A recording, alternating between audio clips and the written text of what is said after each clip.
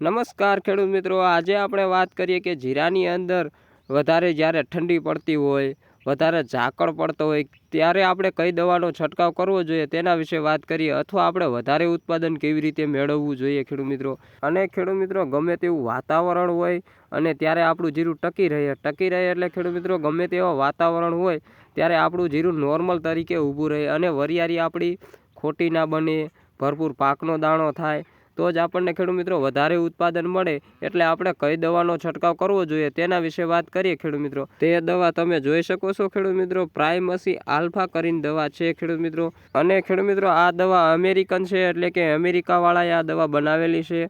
અને ખેડૂત મિત્રો, જ્યારે આપણે આ દવાને જીરાની અંદર છંટકાવ કરીએ તો આપણને શું ફાયદો જોવા મળે છે. તો ખેડૂત મિત્રો, જો તમને આ દવાનો છંટકાવ પહેલાં તો આપણે 40 થી 45 દિવસનું જીરું થાય પછી જ દવામાં છંટકાવ કરવાનો હોય છે ખેડૂત મિત્રો.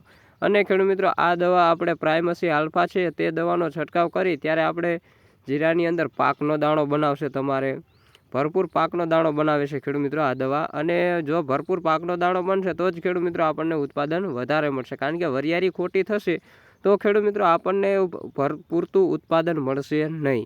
એટલા માટે ખેડૂત મિત્રો. અને ખેડૂત મિત્રો, જ્યારે ઝાકળ પડે, ઠંડી પડે, વધારે ઠંડી પડે, વધારે ઝાકળ પડે એવું થાય ત્યારે ખેડૂત મિત્રો આ દવાનો છંટકાવ આપણે કરેલો હોય તો નોર્મલ તરીકે આપણું જીરું એકદમ સરળતાથી ઊભું રહી અને ટકી શકે જીરું. એટલે ખેડૂત મિત્રો, તમે જો આ દવાનો છંટકાવ કરો તો તમને આવા બધા ફાયદા જોવા મળતા હોય છે.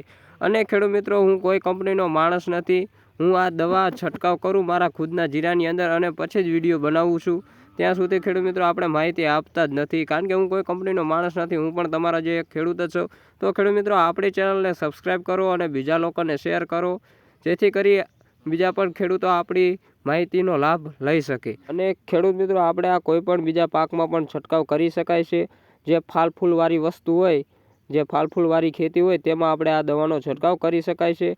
અને ખેડૂત મિત્રો, શિયાળુ હોય, ચોમાસું પાકની અંદર આપણે આનો છંટકાવ કરી શકાય. તો ખેડૂત મિત્રો, તમને આજની માહિતી કેવી જો સાચી લાગી હોય તો લાઇક, શેર અને સબસ્ક્રાઈબ કરી બીજા લોકોને શેર કરો, જેથી કરી કોઈ ખેડૂત મિત્રો આપણો વિડીયો જોવે તો તે આપણી માહિતીનો લાભ લઈ શકે એટલા માટે. અને ખેડૂત મિત્રો, આપણી ચેનલની અંદર ખેડૂતને લગતા વિડીયો મળી રહે છે, અથવા કોઈ પણ પાક હોય, કોઈ પણ ખેતી તમે કરી હોય તે બધાય ટોટલ વિડીયો આપણી ચેનલની અંદર મળી રહે છે. એટલા માટે ખેડૂત મિત્રો, આપણી ચેનલને સબસ્ક્રાઈબ કરો, બીજા લોકોને શેર કરો. તો ખેડૂત મિત્રો, આપણે મળીશું હવે નવા વિડીયો સાથે. ત્યાં સુધી આપણી ચેનલની અંદર જોડા રહીજો. જય હિન્દ, જય ભારત અને જય કિસાન ખેડૂત મિત્રો.